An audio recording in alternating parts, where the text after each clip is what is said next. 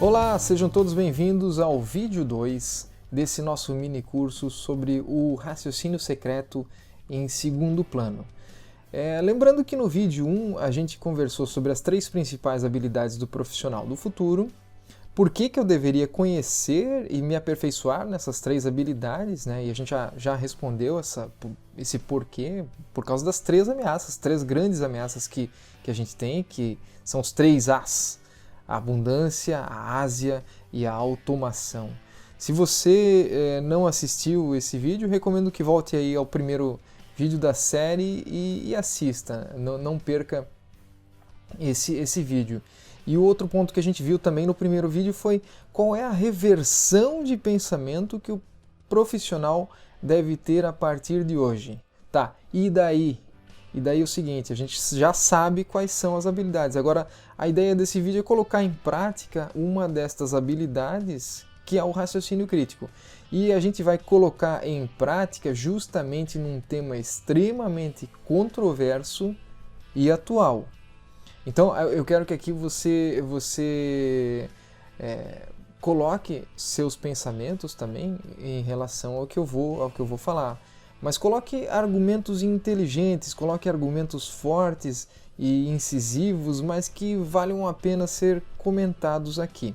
Essa aqui eu vou fazer direto aqui da minha página do Instagram, que é o César Edu Silva 79, e eu vou pegar alguns posts que eu coloquei aqui sobre essas falácias que eu tenho visto muito sobre o tema do coronavírus.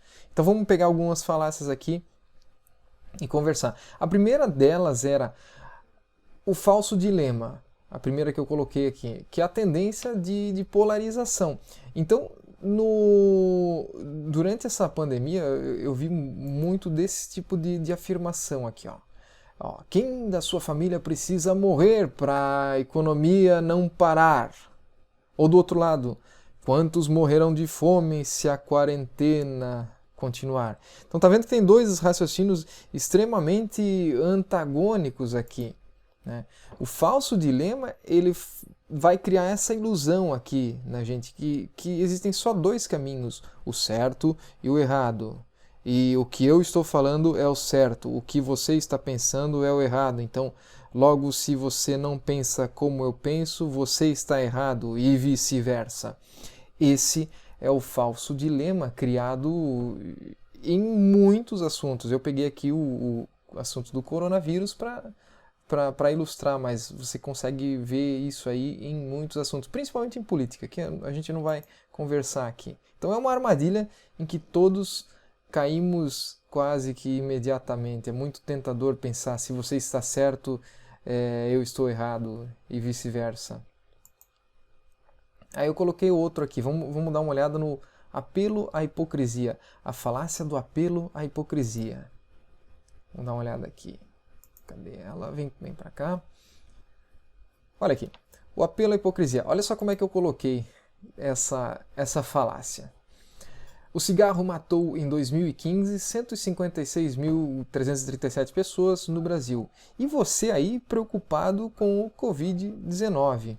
A fonte para esse número ali são os cadernos de saúde pública publicados aqui no Rio de Janeiro em agosto de 2019. A fonte dos dados é muito importante sempre.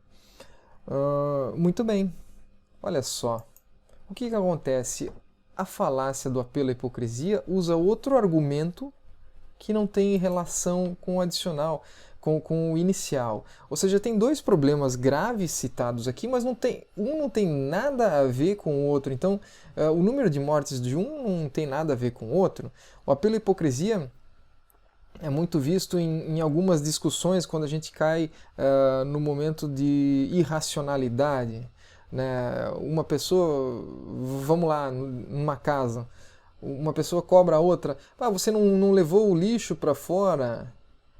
E você que nem escova os dentes todos os dias?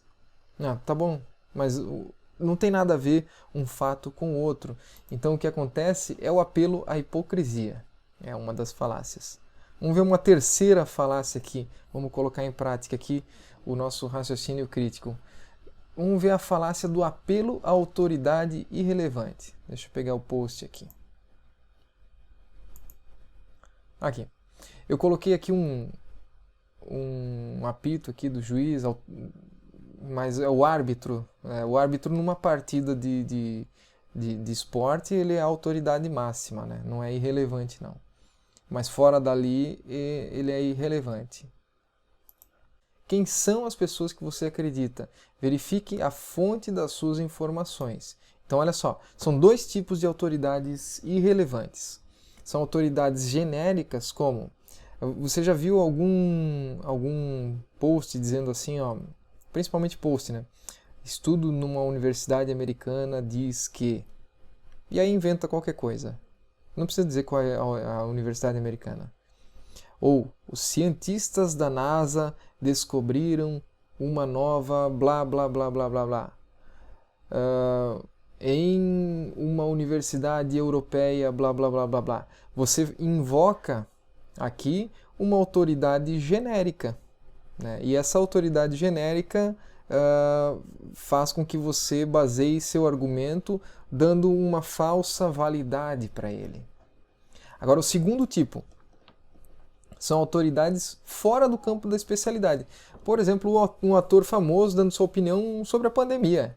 É só uma opinião, o cara não tem conhecimento sobre a pandemia. Quem poderia dar uma opinião de valor seria um médico, epidemiologista e por aí vai. O Neymar falando lá da Gillette. Ele entende de Gillette tanto quanto qualquer homem que faz barba. Então, ele é uma autoridade irrelevante naquele momento lá. Então, ele não passa de uma opinião. Só que muitas vezes essa opinião é confundida com uma informação que é válida. E aí que está o problema. Porque o cara é muito conhecido, automaticamente aquilo que ele fala é verdade ou aquele produto que ele coloca a mão diz que é bom. Vamos ver mais uma aqui? O apelo emocional ao medo. Aí se via muito da seguinte frase: o sistema de saúde nacional vai entrar em colapso na pandemia. Aí já não estava? Você não via todos os dias as pessoas sendo atendidas no corredor dos hospitais, a falta de leitos, falta de médicos, tanto que teve um programa aí que teve que trazer médicos de fora do Brasil porque não tinham médicos o suficiente. Então, o sistema já não estava em colapso. Essa talvez seria uma preocupação no Sistema Nacional de Saúde da Dinamarca, que não estava em colapso e poderia talvez entrar em colapso. Mas a ideia dessa falácia é impor o medo na audiência por causa de um possível evento a ocorrer no futuro, ou até um falso evento. Usado nesse tipo de falácia. No exemplo ali, o colapso já era real, então não é um falso evento. Mas talvez a amplificação extremamente exagerada desse evento e suas consequências é também uma das armadilhas da falácia do apelo emocional ao medo. Então fala-se de morte todos os dias, em todas as horas, porque é necessário a doença para se poder também vender a cura. É um tipo de comentário meio que teoria da conspiração. É um dos argumentos. É válido? Não sabemos. É possível se contra-argumentar com isso? Sim, é possível, e até se você tiver um contra-argumento, por favor, coloque ali nos comentários. Vamos fazer mais um exercício aqui para a gente fechar esse vídeo sobre uma das habilidades do profissional do futuro, que é o raciocínio. Aqui, a fonte dos dados, essa é a parte 2, a parte 1 eu vou deixar para que vocês possam ver ali na minha página do Instagram, no César Edu Silva 79. Eu observei no portal de transparência do Registro Civil uma redução de 30,1% no número de mortes por pneumonia no Brasil, comparando-se o período de março a junho de 2019 com o mesmo período em 2020. Então, ou seja, 2019 com 2020, uma redução de quase 1/3 na ocorrência de pneumonia. Para o mesmo período, houve 21,5% de redução de mortes por septicemia, que é aquela infecção generalizada do sistema respiratório, seja por fungo, seja por bactéria. 21%. A fonte está aqui, por transparência do registrocivil.org.br, ou seja, quem morreu no Brasil está aqui, está registrado aqui. Inclusive os desconhecidos estão registrados aqui também. Né? Agora pergunto, houve uma ação, você viu alguma ação revolucionária para reduzir 1/3, eu digo 1/3 de todas as mortes causadas por pneumonia no Brasil inteiro? Houve esse tipo de ação revolucionária? Ou estão sendo contabilizadas de outra forma, e aqui daí nós temos um problema sério de contabilização, ou temos um problema sério de fonte dos dados. Será que a pneumonia parou, ou está 1/3 mais fraca justamente nesse período, ou não? O mesmo eu pergunto para a septicemia. Qual foi a ação revolucionária ou a nova vacina que entrou para reduzir 21% de todas as mortes em septicemia? Ou estão sendo contabilizados de outra forma? Legal, então nesse vídeo a gente colocou em prática uma das habilidades do profissional do futuro, que é o raciocínio crítico, e no próximo vídeo, que é o terceiro vídeo dessa série, a gente vai falar sobre a fonte de inovação e de melhoria, ou seja, uma reação em cadeia que acontece no nosso cérebro. A gente vai conversar sobre como isso aí funciona e como eu consigo aplicar essa reação em cadeia para o meu benefício pessoal e profissional também. Vejo vocês então no próximo vídeo. Até mais!